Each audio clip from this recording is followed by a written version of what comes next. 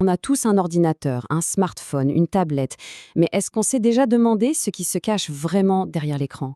Quelle est cette force, cette sorte de fantôme invisible qui donne vie à ces boîtes de métal et de plastique? C'est ce mystère qu'on va tenter de percer ensemble aujourd'hui. Parce que, soyons honnêtes, un ordinateur, ce n'est au fond qu'un assemblage de matériel, du plastique, du métal, des circuits imprimés, une boîte complètement inerte. Alors comment cet amas de composants se transforme en cet outil magique capable de nous connecter au monde, de créer, de jouer? Qu'est-ce qui fait le pont entre le hardware et nous? La meilleure réponse, c'est une métaphore. Imaginez un orchestre. Pour que la musique soit harmonieuse, il faut bien un chef d'orchestre, non? Quelqu'un pour tout coordonner. Eh bien, ce chef d'orchestre, c'est le système d'exploitation, ou SE, comme on dit souvent. Ce schéma l'illustre parfaitement. Il agit comme un pont. Il est pile au milieu, entre le matériel physique d'un côté et de l'autre, les applications et nous, les utilisateurs. C'est lui qui fait le lien indispensable entre ces deux mondes. Donc, pour donner une définition un peu plus formelle, le système d'exploitation, c'est le logiciel maître de l'ordinateur, le plus important de tous. C'est lui qui gère toutes les ressources, le processeur, la mémoire, et qui crée une plateforme stable pour que nos applications préférées puissent fonctionner. Sans lui, pour faire simple, rien ne se passe. L'ordinateur reste une boîte vide. Bon, maintenant qu'on a posé les bases et qu'on a compris son rôle, allons voir d'un peu plus près comment ce fameux chef d'orchestre est fichu. On va regarder sous le capot. Un SOS, c'est un peu comme un oignon. Non, ça ne fait pas pleurer, mais c'est construit en couches successives. Tout au centre, on a le matériel physique. Et puis, chaque couche de logiciel vient s'ajouter par-dessus la précédente pour offrir des fonctions de plus en plus évoluées. C'est une architecture vraiment brillante et très efficace. Et la toute première couche, celle qui est en contact direct avec le matériel, la plus importante, c'est le noyau, ou kernel en anglais. C'est le vrai cœur du réacteur. C'est lui qui a le contrôle total et direct sur les éléments les plus critiques de la machine. Le processeur, la mémoire vive, les disques durs. Absolument rien ne lui échappe. Mais attendez, comment le noyau, qui est un logiciel assez généraliste, peut-il bien discuter avec des milliers de modèles d'imprimantes ou de cartes graphiques différents? La réponse, ce sont les pilotes, qu'on appelle aussi les drivers. En fait, un pilote, c'est tout simplement un traducteur.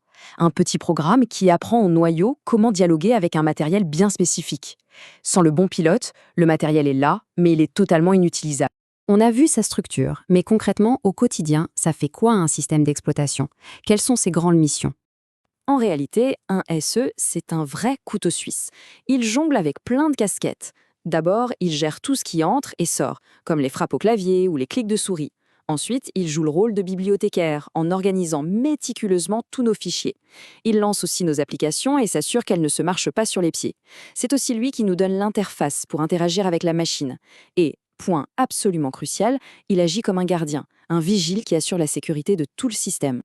Ok, donc tous les systèmes d'exploitation remplissent ces missions de base. Mais attention, ils ne le font pas tous de la même manière. On peut en fait les classer en plusieurs grandes catégories. La première grande distinction, c'est monotâche contre multitâche. Les tout premiers systèmes, comme le bon vieux MS-DOS, ne pouvaient faire qu'une seule chose à la fois. On lançait un programme et il fallait attendre qu'il se termine pour en lancer un autre. Aujourd'hui, bien sûr, tous nos systèmes sont multitâches. On peut écouter de la musique tout en surfant sur le web. Mais cette simultanéité, c'est une illusion. Une illusion parfaitement orchestrée par le SE qui découpe le temps du processeur en minuscules tranches pour les répartir entre chaque application à une vitesse folle. Une autre différence importante, mono-utilisateur ou multi-utilisateur.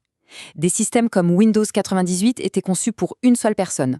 Les systèmes modernes, que ce soit Windows, macOS ou Linux, sont tous multi-utilisateurs. Ça veut dire que plusieurs personnes peuvent avoir leur propre session, avec leurs propres fichiers et réglages sur la même machine.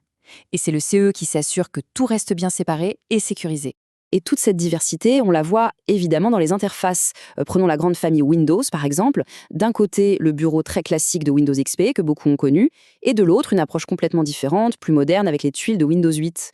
Le look change du tout, mais derrière, la mission du chef d'orchestre, elle reste la même. Dans le monde de Linux, cette diversité est encore plus dingue. En fait, on ne devrait pas dire Linux, mais les Linux. Il existe des centaines de versions différentes, qu'on appelle des distributions, comme Ubuntu ou Fedora. Chacune propose sa propre vision, sa propre interface et sa propre sélection de logiciels. C'est un monde de choix. Et attention, tout ce qu'on vient de dire, ça ne s'applique pas qu'aux ordinateurs de bureau. Les principes sont exactement les mêmes pour tous nos appareils. De macOS, historiquement pensé pour le bureau, à Android, qui a été conçu dès le départ pour le tactile et le mobile, le chef d'orchestre est absolument partout. Pour terminer, voyons rapidement les deux grandes manières qu'on a de communiquer avec ce fameux chef d'orchestre. La plus connue aujourd'hui, c'est l'interface graphique. C'est le monde des icônes, des fenêtres qu'on déplace, des menus et bien sûr de la souris. C'est une façon de faire très visuelle, très intuitive, qui a rendu l'informatique accessible à tous. Mais avant les icônes, il y avait le texte. C'est l'interface en ligne de commande. Là, pas de souris, pas de jolies fenêtres. On parle directement au système en tapant des commandes au clavier. Ça peut faire un peu peur, mais c'était la norme à l'époque de MS-DOS. Et ça reste un outil d'une puissance incroyable, toujours indispensable pour les développeurs et les administrateurs système aujourd'hui. Voilà, le système d'exploitation, c'est donc ce fameux chef d'orchestre, ce fantôme dans la machine, qui donne vie à toute la technologie qui nous entoure.